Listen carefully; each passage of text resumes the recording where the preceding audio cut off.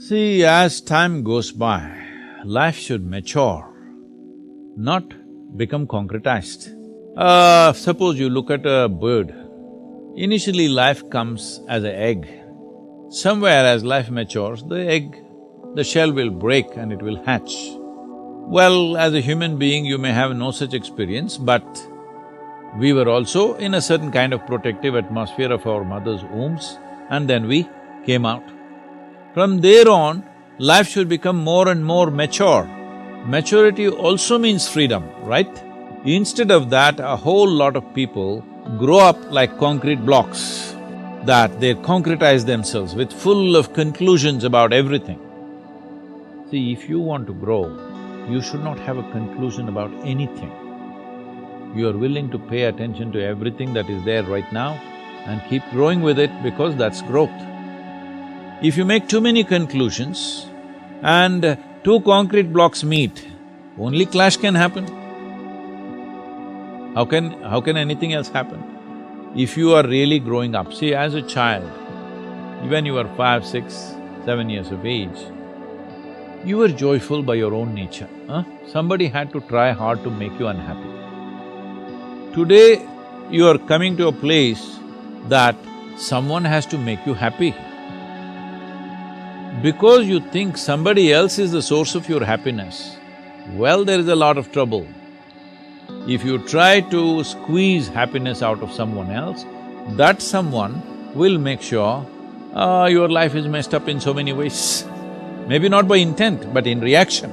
Instead of looking at, see, this is something we need to do. If two people have to come together, they must come together because they have something to share, wonderful things to say. Wonderful things to share, I'm saying as a being, not just about saying. Right now, you're thinking the other person should be the source of your happiness.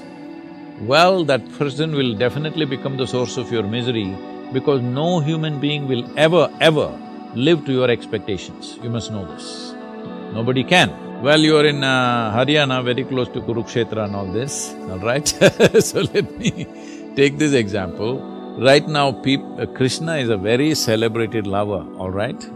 Most celebrated lover, it's everybody's dream, Krishna. But when he was alive, both his wives had serious trouble with him. They were complaining all the time. So I'm saying nobody ever found a situation where everything was ideal. But if your life is about, expression of your joy, rather than in pursuit of happiness, you will see everything will become different. If relationships are about enhancing each other, it'll be great. If relationships are about extracting from each other, it will become terrible. So, let us understand this. You are forming a relationship because you need it, all right? Your needs may be many. Physical needs, psychological needs, emotional needs, social needs, financial needs, we don't know what all needs. Whether your relationship is essentially need-based, your need. Initially, you form this relationship understanding it's your need. But once it happens, after some time you start believing it is their need which is keeping the relationship going. No, it is your need which is the basis of your relationship.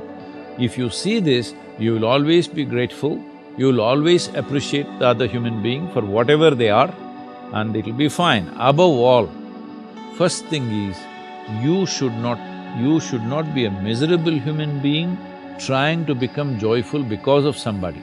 You're a joyful human being, forming a relationship with another joyful human being, fantastic. Otherwise, you must become an ascetic. At least it saves one more person. Happiness depends on ourselves.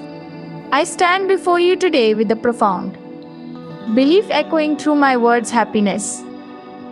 That elusive yet cherished state of being lies not in the hands of fate but within the depths of our own souls.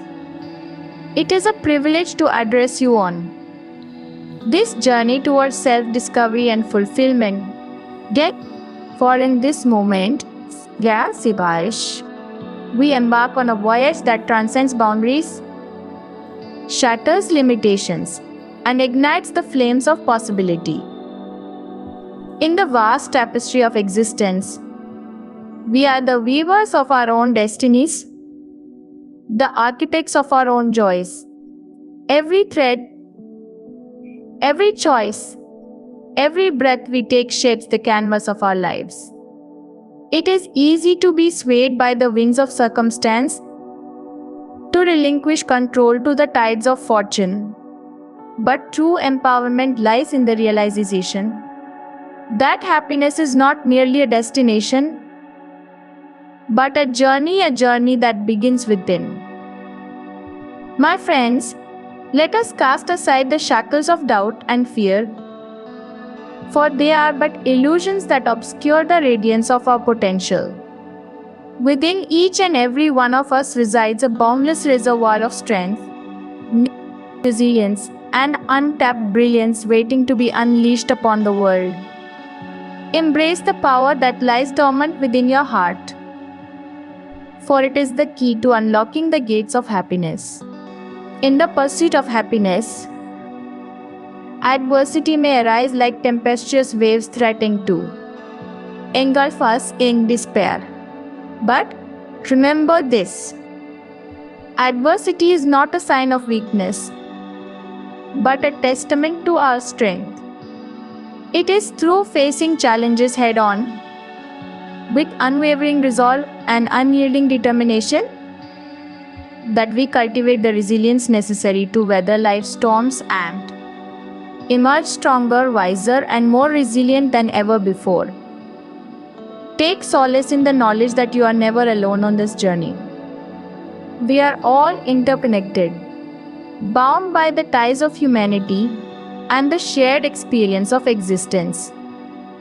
Reach out to one another with kindness, compassion, and empathy, for in lifting others, we lift ourselves.